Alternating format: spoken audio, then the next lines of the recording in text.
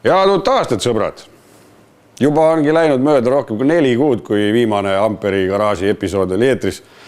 Lihtsalt motorsimehed on nii laisad, nad ei viitsi meie juurde tulla, me oleme nii kaugel ka, mõtled terve linna pead läbi sõitma või pool vähemalt. Aga no pole hullu. Et selle võrra on muidugi mõned projektid juba siit välja läinud, mida oleks võinud näidata. Aga räägime siis nendest, mis siin parasjagu käigus on. Siin meie Estonia 16 projekt, mis tuleb siis taastada, seda me oleme kindlasti maininud ja näidanud mingil kujul. Ja vahepeal on siis toimunud keretööd. Et siit poolt on pikendatud teda, puuduvad osad, mis olid maha saetud, on taastatud ja on ehitatud sellele uus nina. Siit maalt oli ta maha lõigatud, siin oli suur auk, kui keegi mäletab veel. Et nüüd ta nagu põhimõtteliselt on juba siuke praktiliselt kujus, et väike peen lihv veel, siit sealt niped-näped väike pahtel ja võib võtta siis selle pealt vormi. Et me oleme otsustanud, et sellele autole me teeme siiski nagu uued tükid, nende vanade klaasplast osade taastamine ja sellisel kujul taastamine, et nad tõesti kujusse jäävad. Mitte nii, et peale 2 korda, kui ta siit maa on tõstetud, siis on ta jälle pragusid täis, et see on ikka mõõtetult keeruline ja noh, seda ei saa garanteerida seda tulemust, et ta ei tõmba uuesti pragusid sisse. Keelkõut on ikkagi suhteliselt jäik materjal, mis on see värv nii ütelda seal peal, mis te vormi sisse värvite ja klaasplast ise on ju suhteliselt jällegi selline elastne materjal, et need 2 tükki kokku tähendavad seda, et kui teda ikka vänsutakse, noh, sul see vormili keretükk on ikkagi suhteliselt suur ja eks tal on ju omalt mingid pinge kontsentraatorid, siit kohast hakkab ta kohe läbi painduma.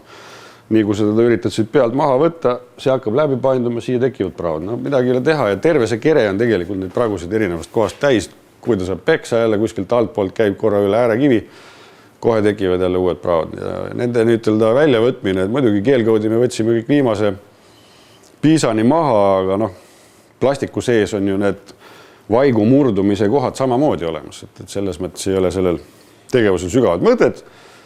Teeme uue, teeme ilusa ja teeme samamoodi nagu tehasest tehti sellist õhukesest villist või nii ütelda sitskangast, et siis ta on elastsem, siis ta on kerge, aga elastne. No siin on nüüd ka uus kapott tehtud, on ju, sest päriselus läksid Estonia 16 välja tehasest koos kapotiga.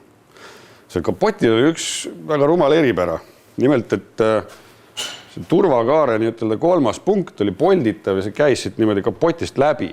Et selleks, et seda kapotti maha võtta, tuli siis siit lahti lasta see pulk on ju ja siis sa said kuidagi moodi siit august selle kapoti kätte. Ja see tõttu praktiliselt mitte ühegi foto peal ei ole sõitvast autost pilti, kus oleks see kapott küljes. Et mehed sõitsidki ilma nende kapotideta, sest selle peale ja maha panek oli igavene vaev ja tegelikult iga kord, kui sa rajalt maha tulid, pidid sa siis selle lahti keerama, et kontrollida oma õlisid, oma mingeid muid asju, et kas kõik on korras. Lihtsalt selline ebaõnnestunud konstruktsioon, et miks ta nii tehti, ärge küsige. Ja seetõttu, et nad sõitsid ilma nende kapotideta, ei ole ka neid looduses väga palju säilinud, rääkimata sellest, et 16 peaaegu üldse tähendab töötavat isendit ei ole mitte kusagil meie teada ja see vist saabki olema esimene, mis nüüd nagu siis sõidab.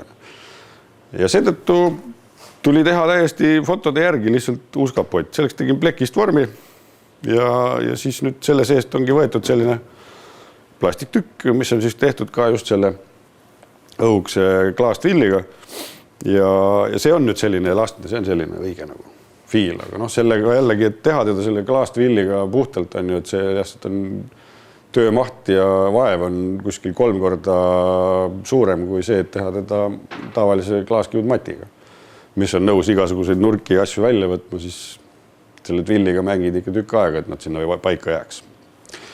Ja siis on veel tehtud siia üks bensiinipaak, et võib-olla me oleme rääkinud, võib-olla ei ole, aga siin korra oli siis üks 16 originaalpaak, millest me saime võtta sabloonid, aga see paak ei tahtnud siia vahele istuda hästi.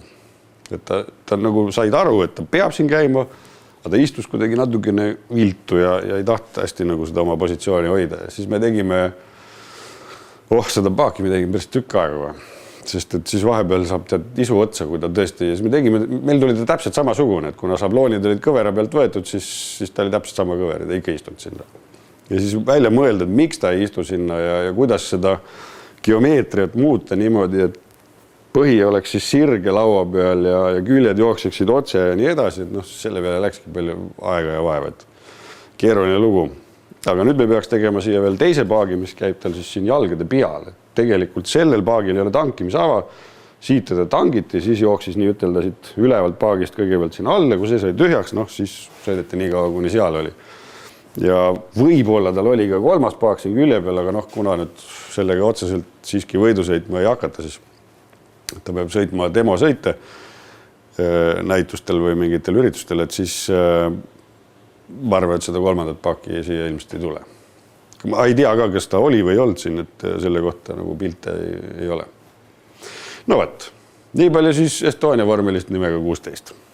Meie Amperette projekt on siin vaikselt ikka hakanud mingit kuju ka võtma, et selle üle loomulikult meil endal kõige rohkem hea peel, et see teed tüki ja siis vaatad ja siis teed uue tüki ja siis jälle vaatad ja et see on ju väga tüütu, et ja kui seda nagu suurt kuju ei näe ja kogu aeg need tükid lähevad peale maha ja teed ümber on ju, et siis see iseenesest on mingil hetkel nagu frustreeriv ja võtab nagu selle tegemise tuhina ära, on ju, et kuskilt maalt tahaks nagu hakata asja viimistlema ja kuskilt maalt tahaks hakata nagu kokku panema teda.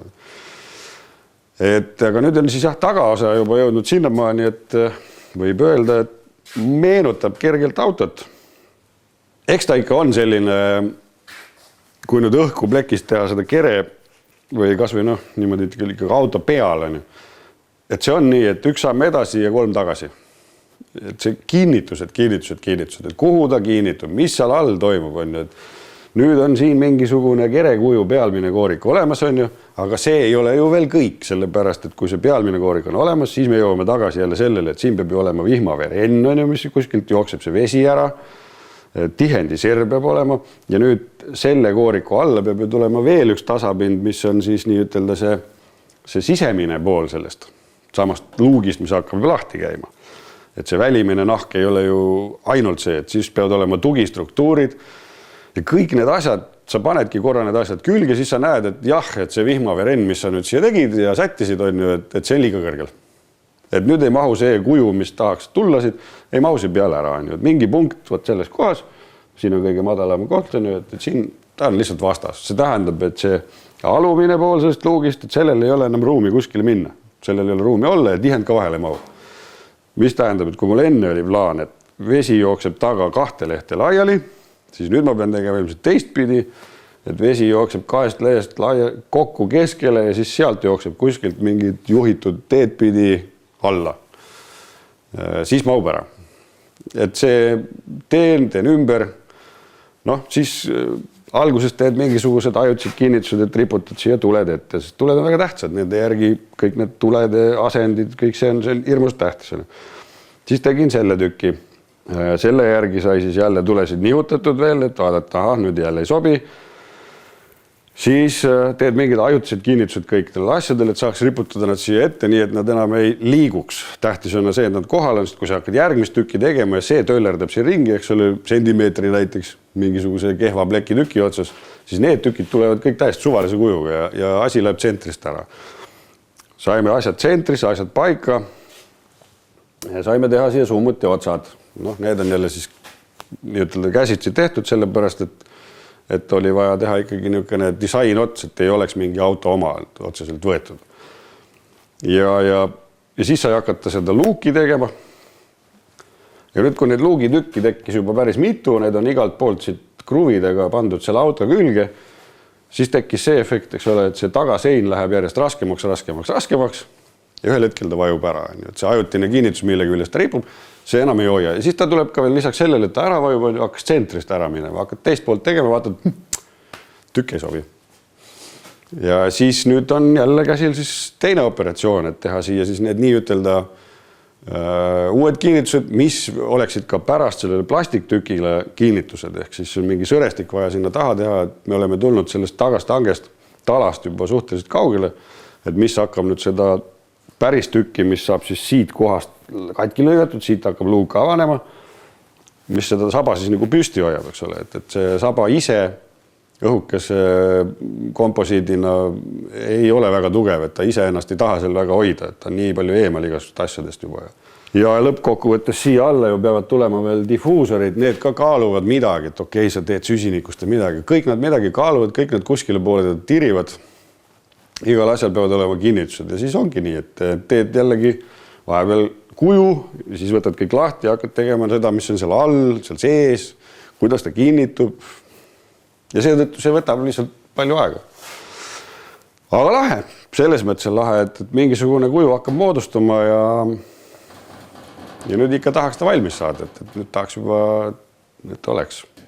Noh, eks seda aparaati English Wheel'i oleme vist ikka korduvalt näidanud ja see on siin nüüd ise aretatud versioon, et alguses tegin ühe ja siis vaatasin, et see ei olnud piisavalt tugev, siis tegin teise versiooni ja kolmanda ja lõpuks ta tuli niisugune igavene keeruline raaga, et saaks siis ikkagi tööd teha sellega, et lühidalt siis meelde tuletuseks, et mis on selle English Wheel'i juures oluline, on kaks asja, on ju, et ta jaksaks hoida seda ratast nii ütelda sedapidi paigal, et kui sa siit alt annad talle pinget peale, et siis ei lähe sul see raam eest ära sedapidi, aga veel tähtsam on veel see, et kui sa seda ratast surud, on ju, et tsentrid püsiksid paigal. Sest et kui see asi sedapidi survet ei suuda hoida, siis ta ühtlasi tegelikult see ratas leiab selle variandi, kas ta läheb ühele poole või teisele poole ära ja ta lükkab selle eemale. Et kui sa annad liiga palju survet, siis tegelikult see ratas läheb siia ja ta hakkab painutama seda mingit valet pidi. Nüüd tahtsin teiega jagada seda väikest nippi, mida saab jälle ise oma väikeste kätega teha. Et enne mul oli siin metallist selline suur ratas ja sellega on nii, et sul on mingisuguse kumerusega alumine ratas, nüüd sedapidi ta peakski painutama seda plekki. Kui sa teda metall vastu metalli rullid, siis tegelikult läheb ta ka teistpidi. Lihtsamalt seletades, see on see raadius, mida me tahame saada, aga tegelikult see plekk paindub ka niipidi ära. Ja siis selle vastu ma leidsin YouTube'ist ja kuskilt mujalt veel väiksed nippe, eks ole, et võtad sisekummi, lõikad katki, see on mingi käruratta sisekumm ja siis tõmbad selle kummi siia peale. Niimoodi umbes. Ja nüüd selle kummikihiga on see, et tema annab natukene järgi ja siis toimub see rullimine ikkagi suhteliselt selles raadiuses, mis meid kõige rohkem huvitab. Et seda pidi nagu see ratas on, eks ole, et ta hakkab painutama seda ühtepidi peaasjalikult. Aga selle sisekummiga see häda, et nii kui sa natukene üritad pöörata samal ajal, kui sa teda rullid, on ju, et sul ei ole alati sirgjoonelisi detaile vaja teha, vaid et ka kumerused lähevad sul ümber nurga. Et siis juhtub see, et hakkab maha jooksma kogu aeg. See hakkas mind õudselt häirima ja oli üks tükk, mida ma selle ampereti juures ei tahtu mitte kuidagi välja tulla. Ja siis ma mõtlesin, mis ma teen. Läksin poodi, ostsin järelkäru tugiratta. Vaatasin, et umbes täpselt samas läbimõõdus nagu mul see metallratas. Aga tal on muidugi igasugused sooned sees ja see kumm ei ole nagu sirge. Siis tegin mingisuguse abinud, treipinki mul ei ole. Ja panin ta endal kuidagi pidi puurpinki, siis relakaga lasin siit pealt ta siledaks, tuli ka külgesid natuke maha võtta, et ta ei mahtunud siia vahele. Sain selle kummiratta lõpuks siia paikanud. Tuba oli tossu täis ja kõike seda kummiläbu ja värki. Ja siis sain selle asja tööle. Ja põhimõtteliselt olen rahul, et tõesti see rull on nagu loogilisem. Et kumm annab järgi ja ta painutab seda plekki täpselt sedapidi, mida tahad. Aga leidsin ka ühe väga huvitava asja selle puhul, et kui sa suudad seda mingisugust joont järgida selle rulli peal, et siis on võimalik sellega, kui panna siia alla väga väikese raadiusega ratas, on võimalik tekitada kõveraid paineid. Ütleme, et meil on siin mingisugune selline kaar ja selleks tuleb muidugi talle survet anda päris kõvasti peale. Ja siis sõitasid niimoodi läbi. Teeme seda ühte pidi, sellepärast, et see sõitmine meil enam-vähem tuleks välja. Siin edasi-tagasi sõidame, siis ma ei näe enam, kust kohast ta midagi teeb. Ja näete nüüd ma sain teha siukse kumerapainde. Et sellised asju on igasuguste muude vahenditega maru keeruline teha, et sul on 2 varianti, et kas sa teed siis mingisuguse puidust, vineerist, mingisuguse või MDF-ist vormi on ju, ja siis hakkad haamriga siin peal teda koputama. Aga selle aparaadi vahel see käis sipsti. Nii et pea tööle ja käed tööle ja ei ole asja, mida inimene ei saa ise valmis teha.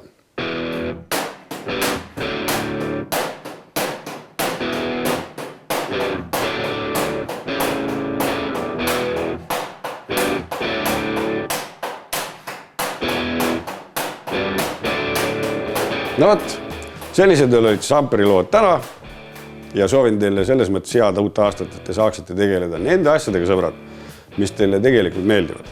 Et see, et te käite tööl ja teenite suurt raha, see on kõik tore, aga vahest on inimene õnnelikum siis, kui ta teeb neid asju, mis teile meeldivad. Mitte neid asju, mida te peab tegema. Olge tublid!